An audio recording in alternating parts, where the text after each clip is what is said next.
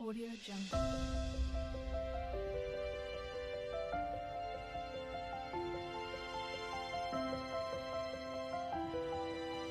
Audio Jungle.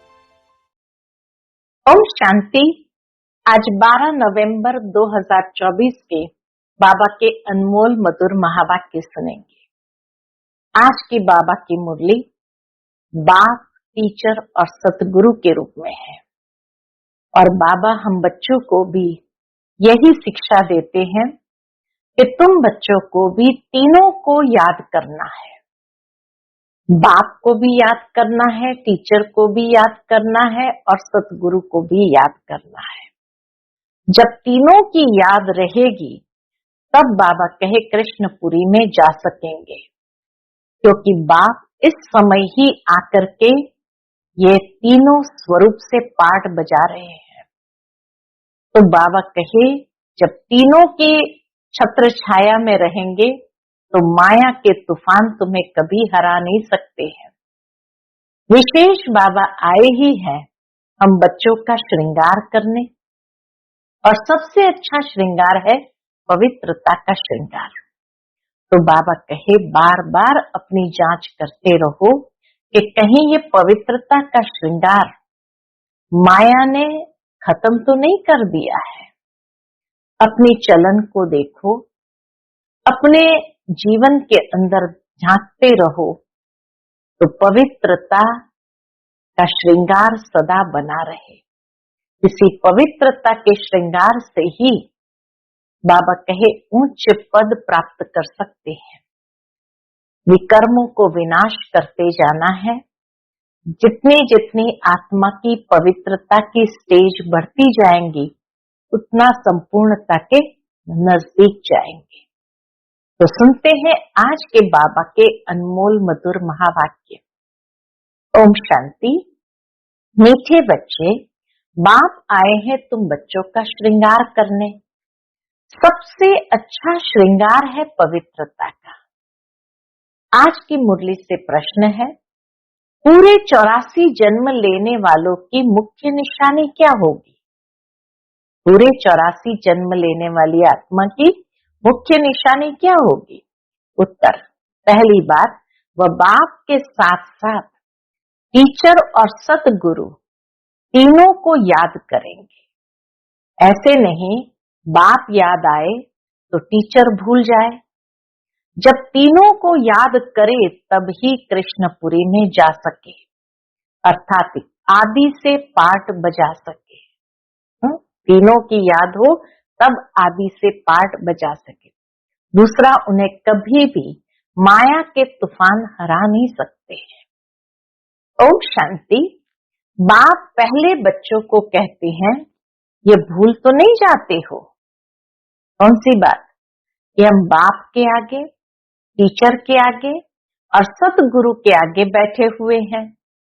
बाबा नहीं समझते कि सब कोई इस याद में बैठे हैं, तीनों के याद में बैठे हैं। बाबा कहे ऐसा नहीं होता। फिर भी बाप का फर्ज है समझाना। यह है अर्थ सहित याद करना। हमारा बाबा बेहद का बाप भी है, टीचर भी है और बरोबर हमारा सतगुरु भी है, जो बच्चों को साथ में ले जाएगा। बाप आए ही है बच्चों का श्रृंगार करने। साथ में जाने के लिए श्रृंगारी स्वरूप में जाएंगे तो बाबा आए ही है बच्चों का श्रृंगार करने। किससे श्रृंगार करते हैं? पवित्रता से श्रृंगार करते आते हैं। धन भी अथा देते हैं। धन देते ही है नई दुनिया के लिए जहां तुमको जाना है। ये बच्चों को याद करना है। बच्चे गफलत करते हैं जो भूल जाते हैं। बाप को भूले, टीचर को भूले, सतगुरु को भूले, तो इसीलिए बाबा का गफलत करते हैं, कोई ना कोई गलतियां करते हैं। वह जो पूरी खुशी होनी चाहिए वह कम हो जाती है। गफलत किया तो खुशी कम हो गई। ऐसा बाप तो कभी मिलता ही नहीं। तुम जानते हो हम बाबा के बच्चे जरूर है। वह हमको पढ़ाते हैं, इसलिए टीचर भी जरूर है।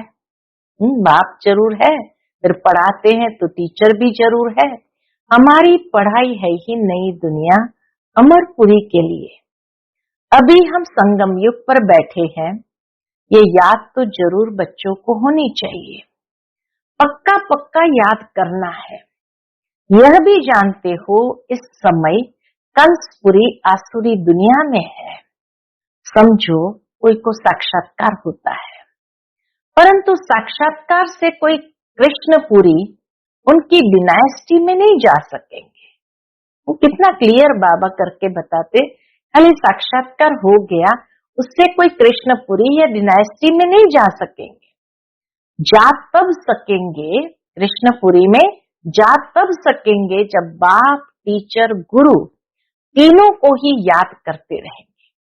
ये आज बाबा ने बहुत गहरी बात समझाई है कि खाली कईयों को बाबा की याद रहती है, लेकिन बाबा कहते जब तीनों को याद करेंगे तब कृष्णपुरी में जा सकेंगे। यह आत्माओं से बात की जाती है। बाबा आत्माओं से बात करते, आत्मा ही कहती है हाँ बाबा, बाबा आप तो सच कहते हो, आप बाप भी हो, पढ़ाने वाले टीचर भी हो। सुप्रीम आत्मा पढ़ाती है। लौकिक पढ़ाई भी आत्मा ही शरीर के साथ पढ़ाती है, परंतु वह आत्मा भी पतित तो शरीर भी पतित। दुनिया के मनुष्य को ये पता ही नहीं है कि हम नरकवासी है। अभी तुम समझते हो हम तो अब चले अपने वतन। यह तुम्हारा वतन नहीं है, यह है रावण का पराया वतन। कलयुगी दुनिया है रावण का पराया वतन। तुम्हारे वतन में तो अथाह सुख है। यहाँ के लोग ऐसे नहीं समझते कि हम पराये राज्य में हैं। आगे मुसलमानों के राज्य में बैठे थे, फिर क्रिश्चियन के राज्य में बैठे। कितने लोगों ने भारत पर राज किया, मुगलों ने राज किया, क्रिश्चियन ने राज किया, तो बाबा कहे आगे मुसलमानों के राज्य में बैठे थे, फिर क्रिश्चियनों के राज्य में बैठे। अभी तुम जानते हो हम अपने राज्य में जाते हैं। आगे रावण राज्य को हम अपना राज्य समझ बैठे थे, यह भूल गए हैं हम पहले राम राज्य में थे। फिर 84 जन्मों के चक्र में आने से रावण राज्य में दुख में आकर पड़े हैं। पराये राज्य में तो दुखी होता है। यह सारा ज्ञान अंदर में आना चाहिए। बाप तो जरूर याद आएगा, परंतु तीनों को याद करना है। बाप, टीचर, सदगुरु तीनों को याद करना है। यह नॉलेज भी मनुष्य ही ले सकते हैं, जानवर तो नहीं पढ़ेंगे। यह भी तुम बच्चे समझते हो, वहां कोई बैरिस्टर आदि की पढ़ाई होती नहीं। बाप यहाँ ही तुमको माला माल कर रहे हैं, तो सब तो राजाएं नहीं बनते हैं। व्यापार भी चलता होगा, परंतु वहां तुमको अथाह धन रहता है। घाटा आदि होने का कायदा ही नहीं, लूट मार आदि वहां होती नहीं। नाम ही है स्वर्ग। अभी तुम बच्चों को स्मृति आई है, हम स्वर्ग में थे, फिर पुनर्जन्म लेते लेते नीचे उतरते हैं। बाप कहानी भी उन्हों को ही बताते हैं। 84 जन्म नहीं लिए होंगे तो माया हरा देगी। यह भी बाप समझाते रहते हैं। माया का कितना बड़ा तूफान है, बहुतों को माया हराने की कोशिश करती है। आगे चल तुम बहुत देखेंगे, सुनेंगे कैसे कैसे माया हराती है। बाप के पास सबके चित्र होते तो तुमको वंडर दिखाते।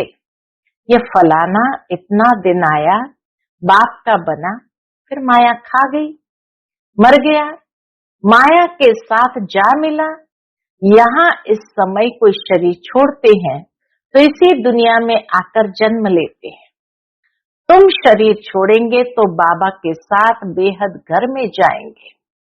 वहां बाबा, मम्मा, बच्चे सब है ना। परिवार ऐसे ही होता है। बाबा, मम्मा, बच्चे सब है, परिवार उसी को कहा जाता। तो परिवार ऐसा ही होता है। मूल वतन में बाप और भाई भाई है, वहां परिवार नहीं है और कोई संबंध नहीं। यहाँ बाप और भाई बहन है, फिर वृद्धि को पाते हैं, चाचा मामा आदि बहुत संबंध हो जाते हैं। इस संगम पर तुम प्रजापिता ब्रह्मा के बनते हो तो भाई बहन हो, शिव बाबा को याद करते हो तो भाई भाई हो। ये सब बातें अच्छी रीति याद करनी है। बहुत बच्चे भूल जाते हैं। बाप तो समझाते रहते हैं, बाप का फर्ज है बच्चों को सिर पर उठाना, तब तो नमस्ते नमस्ते करते रहते हैं, अर्थ भी समझाते हैं। भक्ति करने वाले साधु संत आदि कोई तुमको जीवन मुक्ति का रास्ता नहीं बताते, वह मुक्ति के लिए ही पुरुषार्थ करते रहते हैं। वह जीवन मुक्ति का रास्ता कभी नहीं बताते। वह है ही निवृत्ति मार्ग वाले। वह राजयोग कैसे सिखलाएंगे? राजयोग है ही प्रवृत्ति मार्ग का। प्रजापिता ब्रह्मा को 4 भुजाएं देते हैं तो प्रवृत्ति मार्ग हुआ ना। यहाँ बाप ने इनको एडॉप्ट किया तो नाम रखा है ब्रह्मा और सरस्वती। ड्रामा में नूंद देखो कैसी है। वानप्रस्थ अवस्था में ही मनुष्य गुरु करते हैं। 60 वर्ष के बाद, इसमें भी 60 वर्ष के बाद बाप ने प्रवेश किया तो बाप टीचर गुरु बन गए। अभी तो कायदे भी बिगड़ गए हैं, दुनिया के कायदे भी बिगड़ गए हैं। छोटे बच्चे को भी गुरु करा देते हैं। यह तो है ही निराकार। तुम्हारी आत्मा का ये बाप भी बनते, टीचर सतगुरु भी बनते हैं। निराकारी दुनिया को कहा जाता है आत्माओं की दुनिया। ऐसे तो नहीं कहेंगे दुनिया ही नहीं है। शांति धाम कहा जाता है, वहां आत्माएं रहती है। अगर कहे परमात्मा का नाम रूप देश काल नहीं तो बच्चे फिर कहां से आएंगे? तुम बच्चे अब समझते हो ये वर्ल्ड की हिस्ट्री ज्योग्राफी कैसे रिपीट होती है। हिस्ट्री चैतन्य की होती है, ज्योग्राफी तो जड़ वस्तु की है। हिस्ट्री चैतन्य की होती है, ज्योग्राफी जड़ वस्तु की होती है।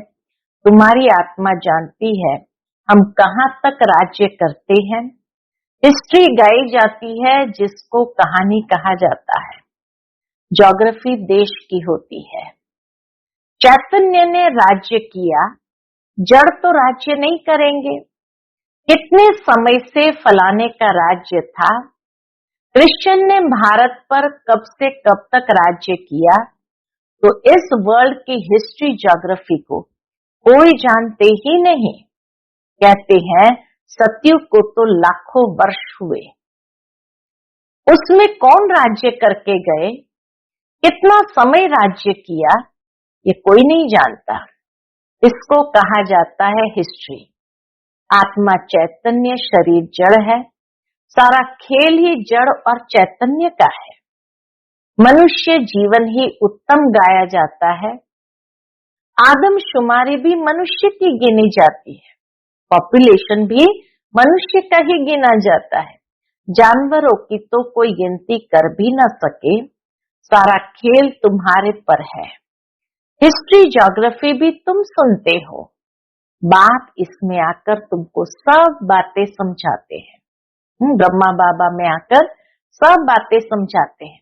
इसको कहा जाता है बेहद की हिस्ट्री ज्योग्राफी। यह नॉलेज न होने कारण तुम कितने बेसमझ बन पड़े हो। मनुष्य होकर दुनिया की हिस्ट्री ज्योग्राफी को न जाने तो वो मनुष्य ही क्या काम का। अभी बाप द्वारा तुम वर्ल्ड की हिस्ट्री ज्योग्राफी सुन रहे हो। ये पढ़ाई कितनी अच्छी है। कौन पढ़ाते हैं?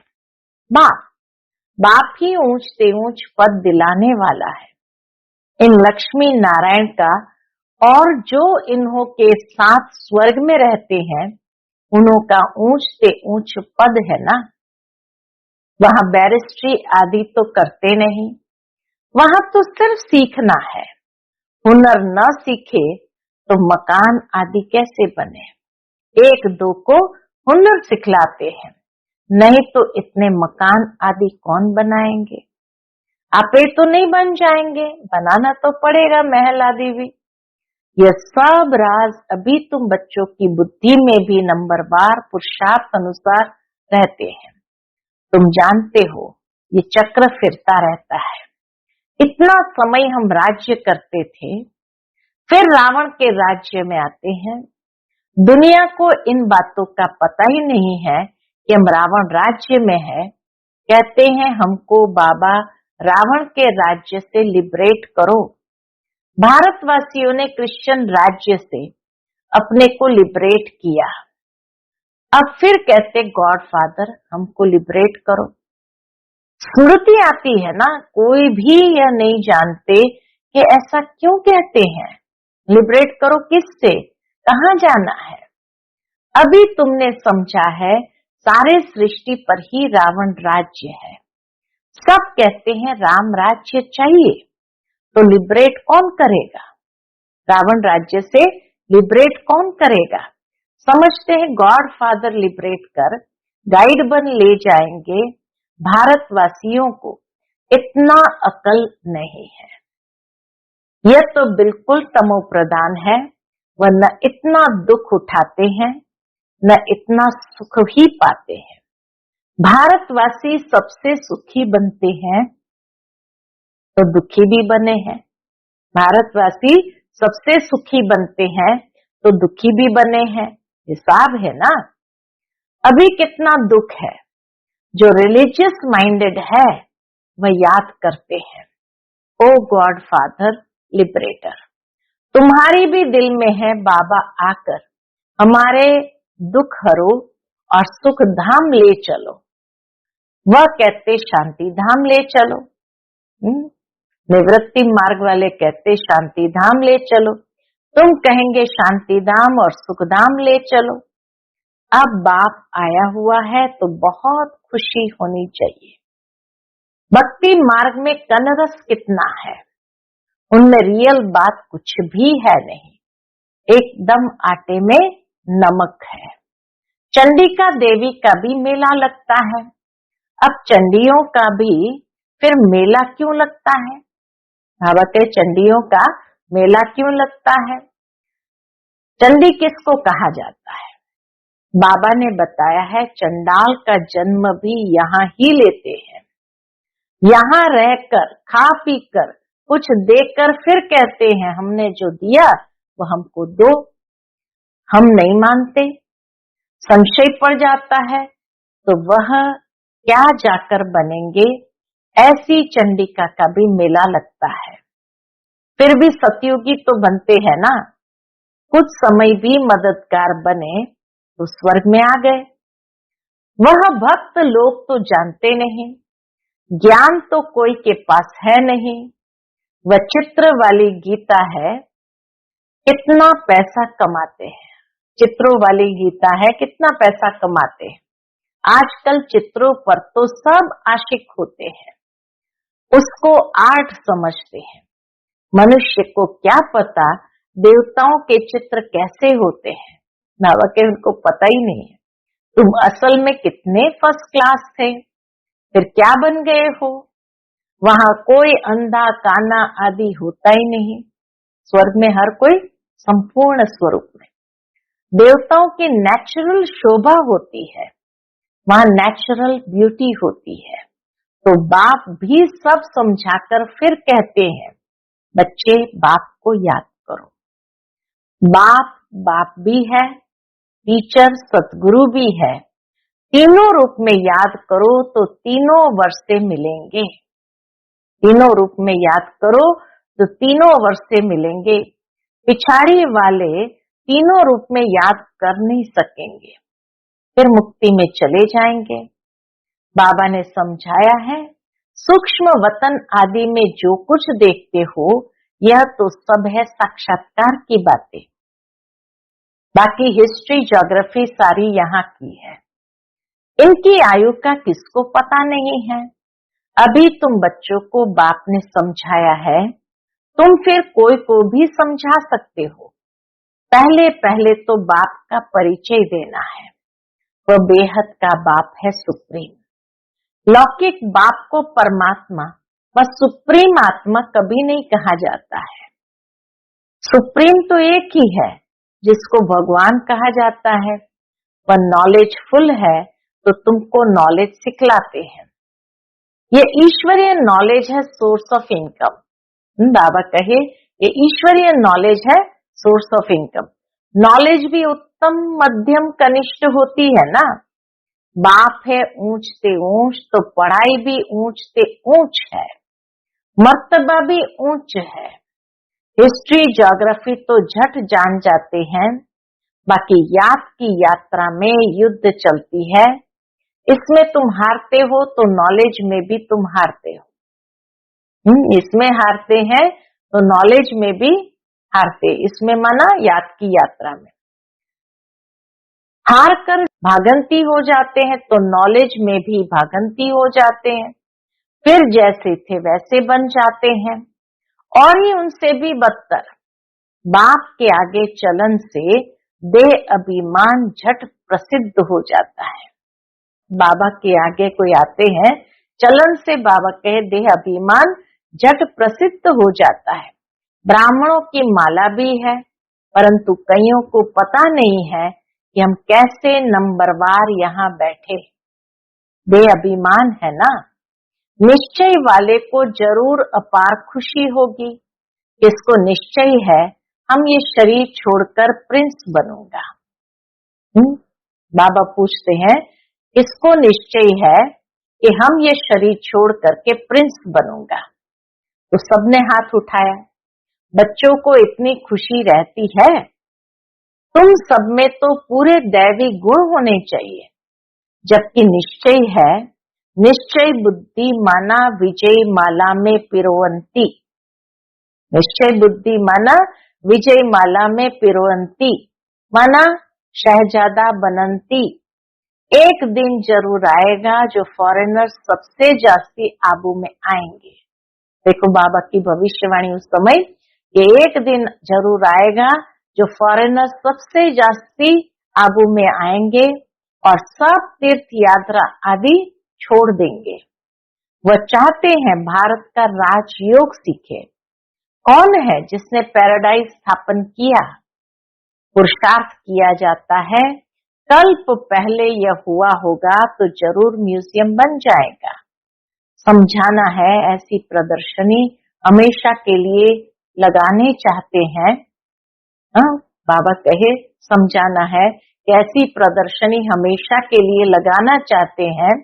4-5 वर्ष के लिए लीज पर भी मकान लेकर लगा सकते हो। हम भारत की ही तो सेवा करते हैं सुखधाम बनाने के लिए।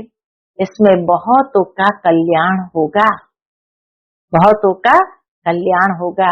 अच्छा, मीठे मीठे सिकिलते बच्चों प्रति माता पिता बाप दादा का याद प्यार और गुड मॉर्निंग।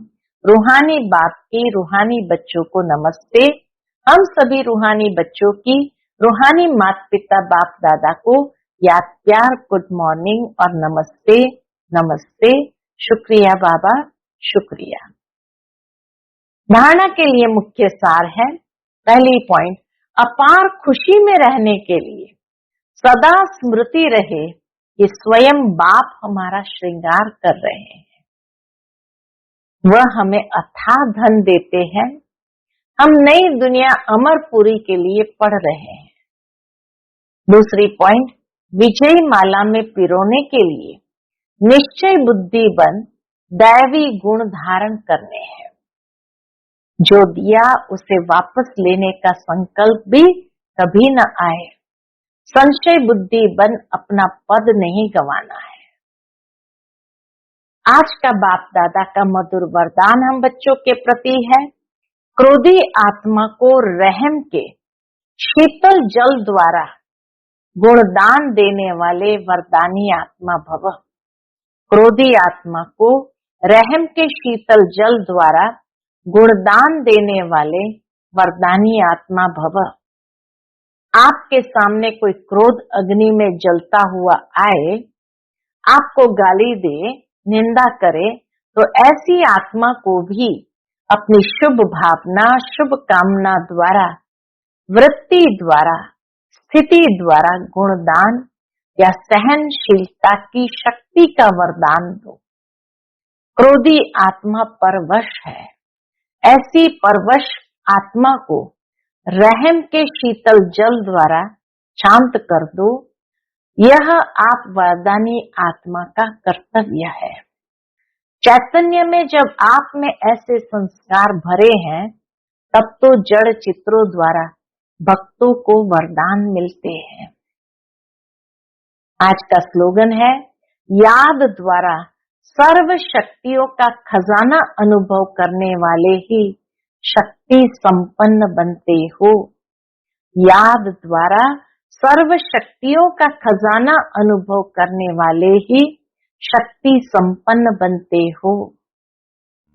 अच्छा, ओम शांति।